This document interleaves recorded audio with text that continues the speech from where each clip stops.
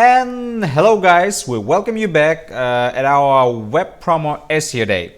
Our next speaker is David Bain from Analytics SEO.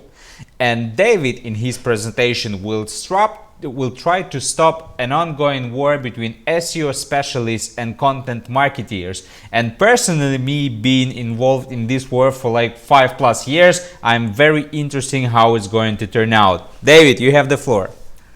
That's an interesting analogy you have there. A war. That's an interesting way to start off with. So, great to meet you, Igor. And it's a fantastic day that you're putting together there. Congratulations on all the great speakers that you've got for your day. Really good.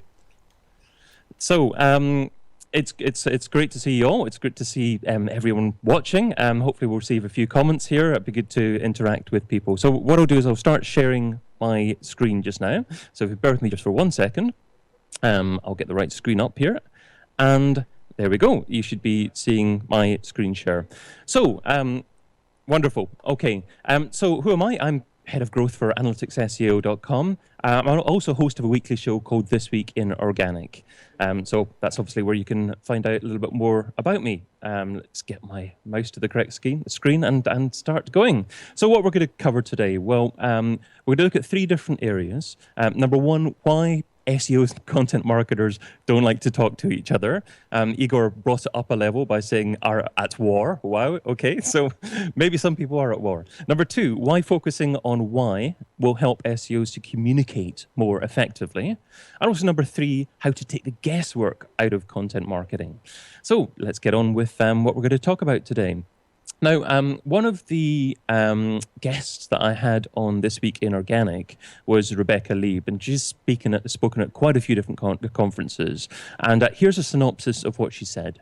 She said, I conducted research interviewing about 70 CMOs, and I asked them what their priorities were with content marketing. Only one of them mentioned SEO.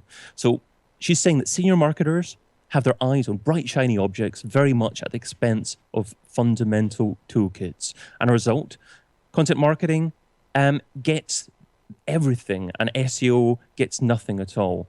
So people are actually employing content marketers, content writing experts or copywriters who have absolutely no background or understanding in SEO. And she's saying that it's time to marry the 2 practices together and get talking together. I completely agree with that. So that's why I wanted to start off with that particular quote. This is where we should be. We should be SEO, content, social, all swimming along nicely together, all getting on nicely together, and all helping each other because we're part of the same influence in actually making something successful.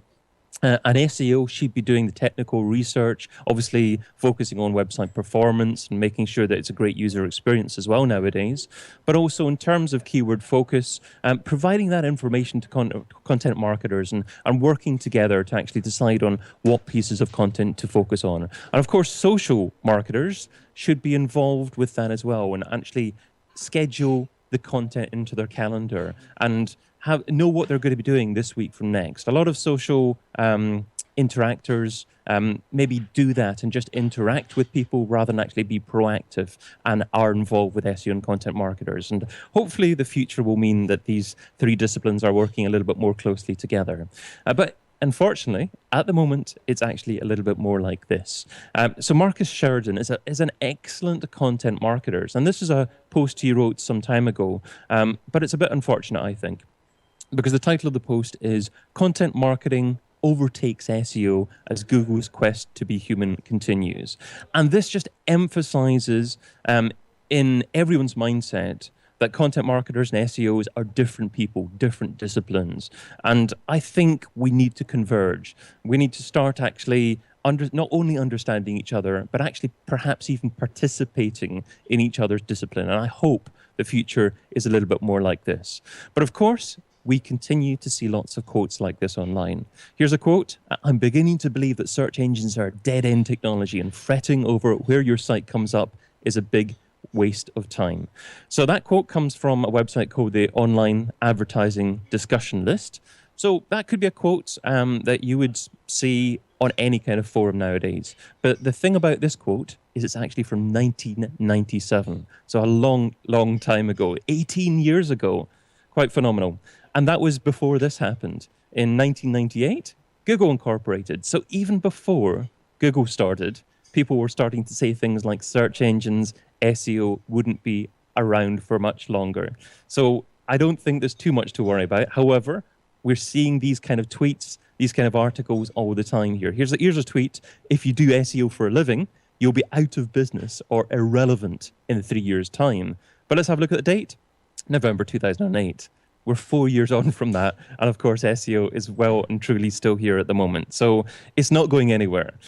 This is the case. A lot of content marketers, a lot of people thought SEO was on the way out or dying. But yep, we're not dead. We're not going anywhere. And we are definitely part of the future as well. So why is it that SEOs and content marketers don't really talk to each other? So let's explore that for a little bit. Well, they're two different beasts, really. On the whole, SEOs are scientists looking for data, looking for definitive yes or no's in terms of whether or not they should proceed with something. And content marketers are artists. Content marketers are people that are looking for a little bit of internal inspiration or inspiration from their surroundings. SEOs are obsessed. So this is going into the detail a little bit more of the personalities here.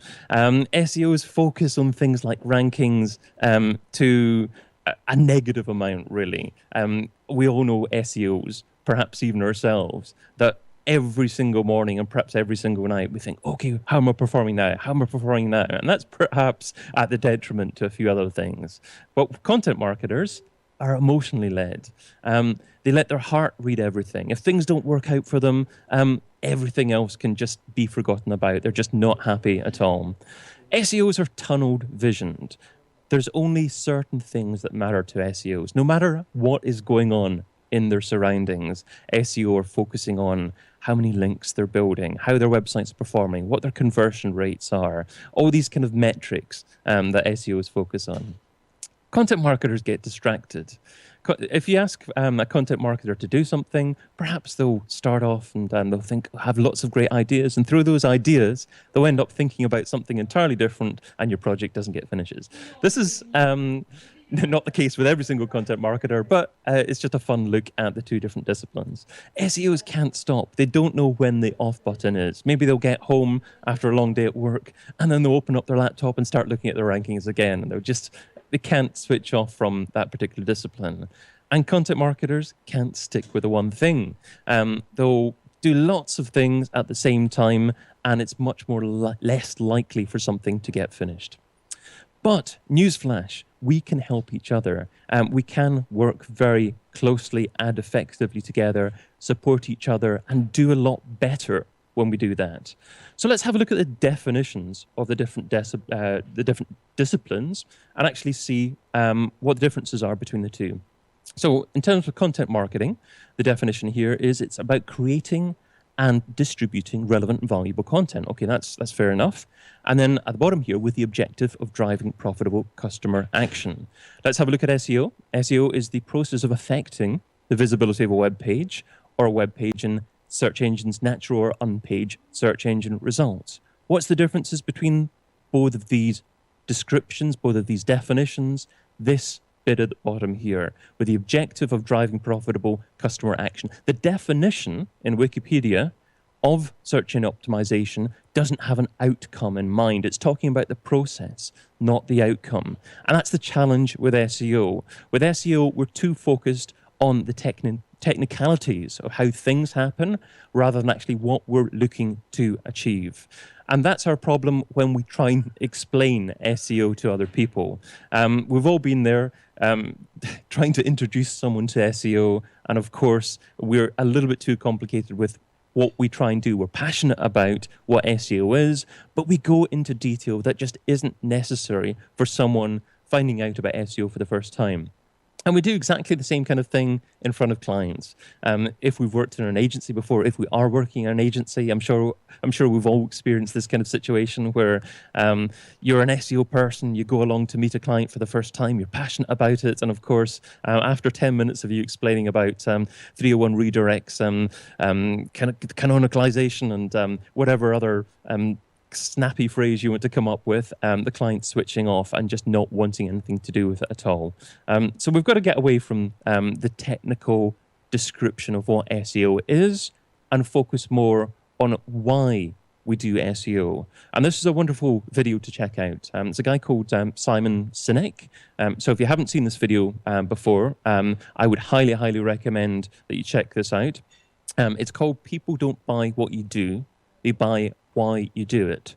And the example that he gives in this video is using Apple, but you can apply it to your business as well. If you focus more on why you do it and the result from the SEO that customers get, then generally customers will actually be willing to listen to why SEO is important a little bit more than trying to explain the technicalities behind it. So, number 3, how to take the guesswork out of content marketing. Content marketers, how do they decide at the moment how to create content? Well, unfortunately, by and large, it's guesswork. It's what they're passionate about. It's what they've researched and perhaps think is important at that present moment in time. But it's multiple choice. You know, that's something that I haven't written about in a long time. Let's go with that. I haven't seen that letter for a while. Bit of a joke, but to a certain degree, that's how content marketers make decisions. And we need to get a little bit more clever about why we are writing a piece of content and strategically what impact it's likely to have on the long-term organic search engine ranking for the keyword phrases that are hopefully incorporated in that piece of content. Okay, so we should get a little bit more clever at explaining what SEO is to content marketers. This is what I usually do in terms of describing what SEO is and how it works. So I tend to just use this diagram and just go for the simplistic approach by saying, okay, this is your domain, the blue is your domain, and you've got these green pages here which are ranking in Google for these keyword phrases. So we're doing well, we're bringing in traffic from people searching for these keyword phrases, and they're landing on these pages on our site. But the challenge is, we've also got competitor pages and a competitor domain that's ranking for those keyword phrases as well. However, we can see that the competitor is also ranking for these keyword phrases as well. And these are the opportunities in terms of driving more traffic to the website. So what we'll do is we'll define the content that we write on in the future based upon the keyword phrases that we're not ranking for. So it'll give you a better opportunity to write content that attracts traffic back from organic search results in Google. So that's just a brief description of just explaining factually behind why SEO is the right thing to be looking at from a content marketer's perspective as well. However, some of you might have heard of this quote before, Donald Rumsfeld. So there are known knowns. There are things we know that we know. There are known unknowns. That is to say, there are things that we know we don't know. But there are also unknown unknowns. These are things that we don't know. So a bit of a flippant, strange quote. But if you think about it, it really applies to SEO and content marketing as well. Because in terms of looking into what pages, what keyword phrases are bringing in traffic and what pages are ranking in search engines, we can define what we know about. We know certain competitors, we know certain keyword phrases out there and that we're ranking for those keyword phrases. And we may even know other keyword phrases that our competitors are ranking for and we may wish to target.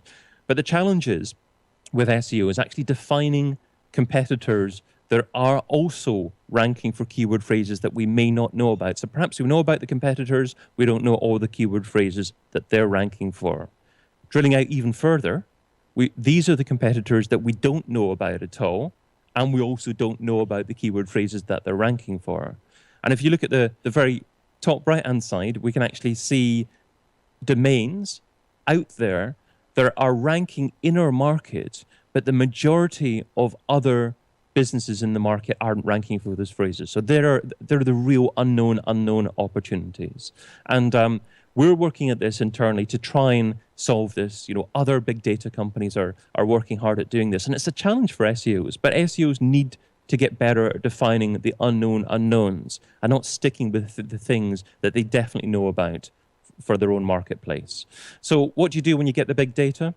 Well, you need to actually break the data down into clusters to see what is relevant and what is the best opportunity within what you should be targeting. There are easy opportunities, not so easy opportunities, but you need to distill everything down into what is the most likely focus to actually deliver a higher quality result. Now, what we're doing at the moment is launching a product fairly soon called Market Share. Unfortunately, it's not available at the moment, so I'm afraid you're not going to be able to have access to it just now. But we are looking for a few beta testers that are keen on exploring big data for the use of SEO. But here's an example that I can share with you.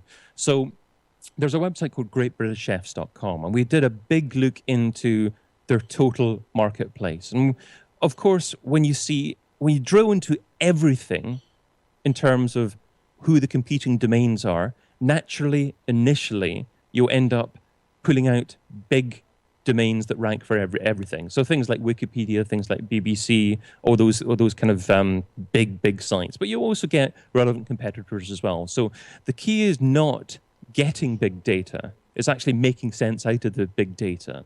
And that's the significant challenge that most people are working towards at the moment. So we can see in the Great British Chefs marketplace, they've got a total marketplace of 113,000 keyword phrases, and they're only ranking for about 24,000 of them.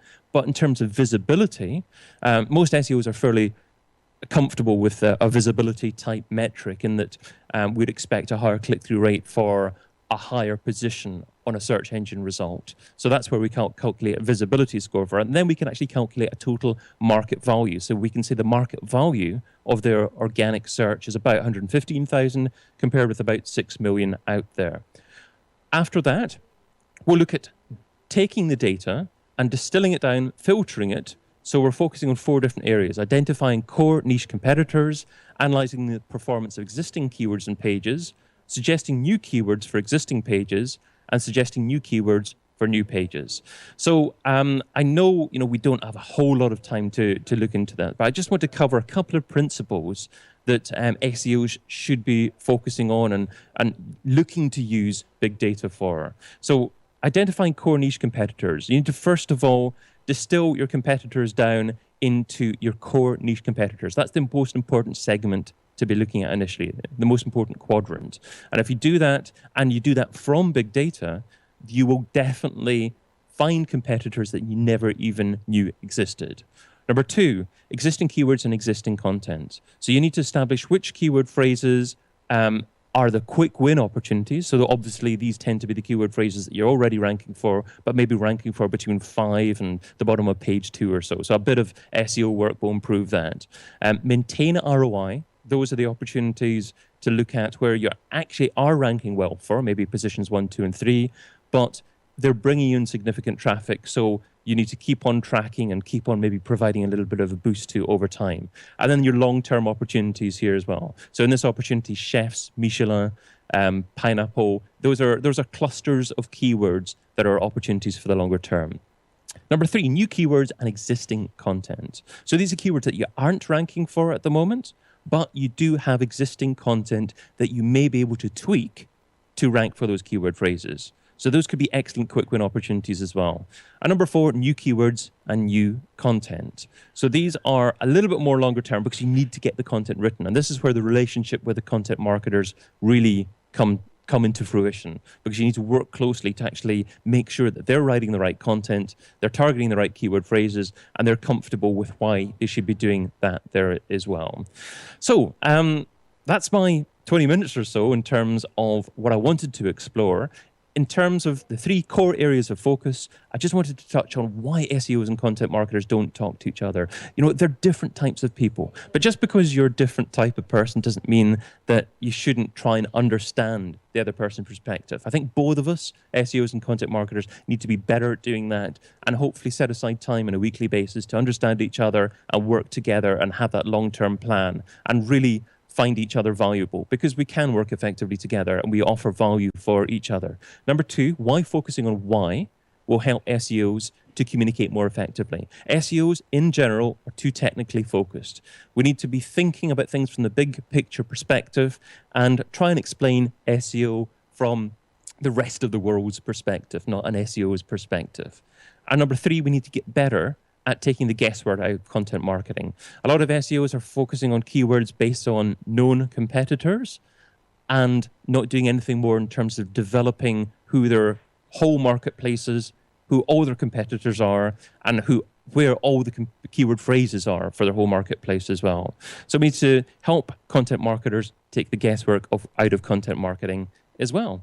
And there we go. That completes my little presentation today. So hopefully that was worthwhile. And if you have any questions, be more than happy to take them. Thank you. That was really interesting presentation, and you really nailed those differences between SEOs and content marketeers and why they have worked together to achieve the results. Is it still going to be a war? I think that it is still going to last for some time, but they're actually like coming more closer together, because when you have no ways to tweaking the results only by purchasing links, you have to think about content this way or that. You have to work with content marketeers. So this is a good thing. The question that I have regarding your service that you've told us about, and it has some very good approach to measuring your market share according to the keywords and the keywords that you rank for. Do you take into consideration the competition and the volume searches of the keywords, deciding like I may rank for 10 keywords with good search volume and I have share X, and I have 1,000 keywords but very low search volume and I have market share Z?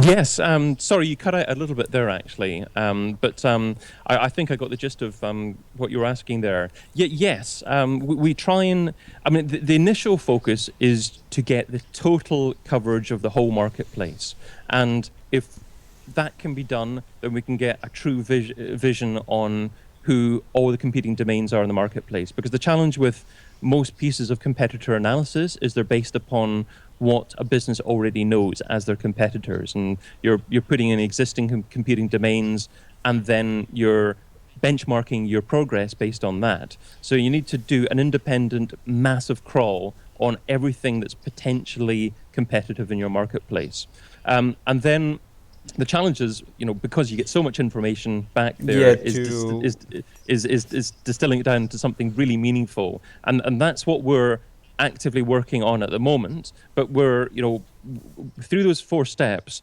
we believe we've come up with something really meaningful in terms of targeting. And to answer the question, yeah, absolutely, we need to actually focus priorities based upon volume, but also, you know, to get as clever as possible, the potential ROI of a keyword phrase is based on, you know, we can take Google AdWords data.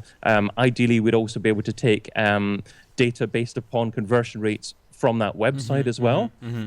But also in terms of projecting what we think the click-through rate is going to be, we need to be better than just actually taking a standard model. We need to be doing things like taking mobile and desktop, whether or not it's a brand or not a brand search. And there's so many different elements that come into part of actually calculating what the likely click-through rate is going to be. So hopefully we can get clever about that moving forward.